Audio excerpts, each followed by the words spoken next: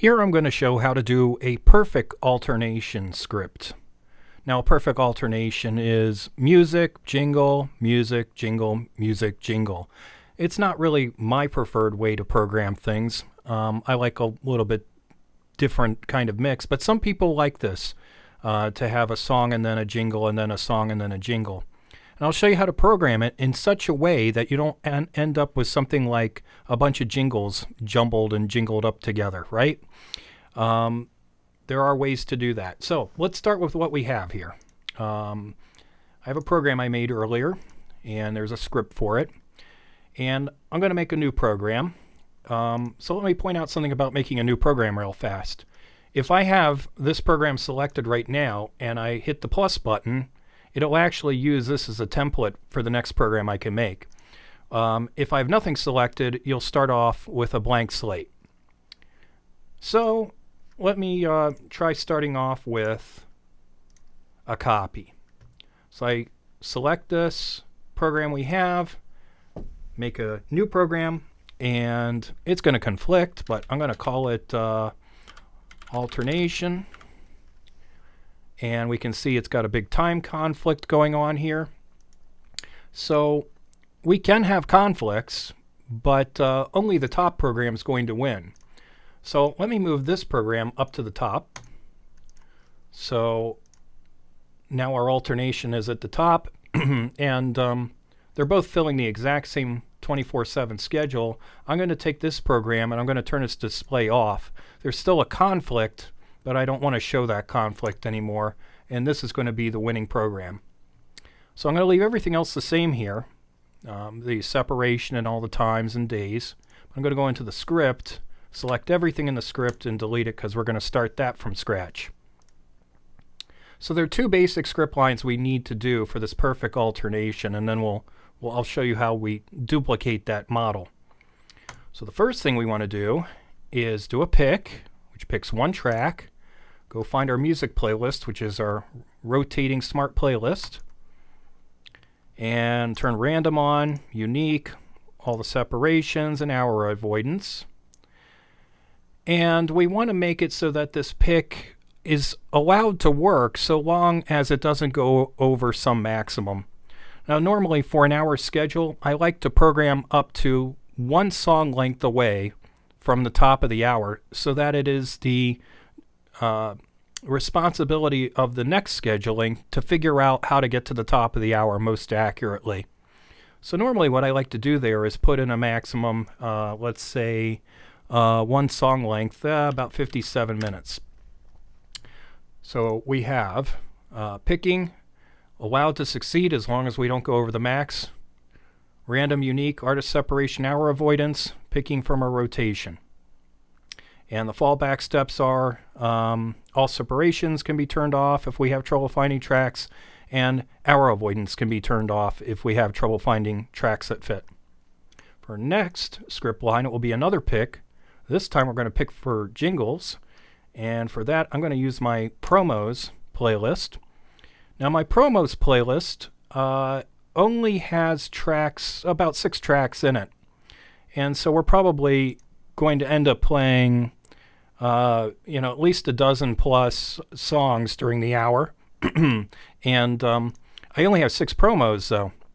So we're going to pick them randomly, and we'll pick them uniquely as best we can, but we know that's not going to work because we're going to run out of enough of those. So I'm going to make the fallback steps for that to also turn you off, or you turn unique off. So it's freed up to just go at it randomly and give up on trying to make unique at that point.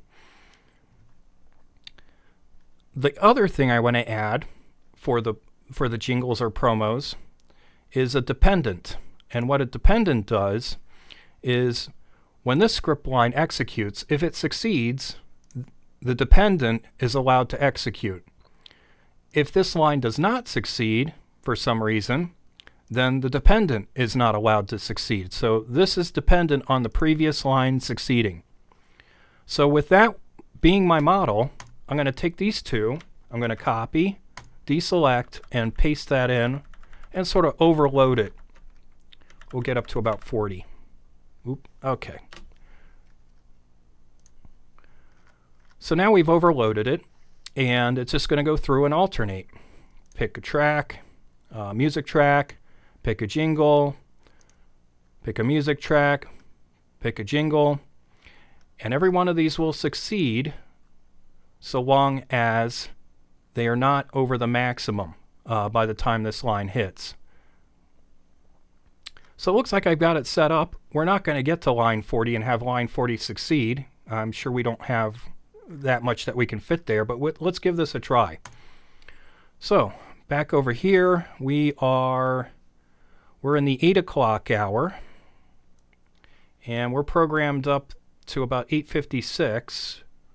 So we're just shy of one song length away from the 9 o'clock hour. Let's program the 9 o'clock hour with alternation. Now when we do this, all of my music files have no label on them, so they'll appear white. And all of my promos are actually labeled purple. So you should get a candy cane effect in to sort of demonstrate the perfect alternation when we do this. Let's go ahead and do it and see what it comes up with. We're building, we see what tracks are in the queue, bringing in the iTunes, scheduling everything, making the decisions, sending it off to DJ. And there they come in. And it looks like we're seeing our perfect alternation. So just take a look at that in the queue, make sure we got to pretty much where we wanted to get. And we did. We end off with a jingle. We are inside our requirements. We wanted, well, 9:57 would have been the furthest we could have gone. It got as far as it could get, couldn't find anything else, and it ended off with a jingle. So remember in the script back here, we're allowed to end off with a promo, and we always start with music.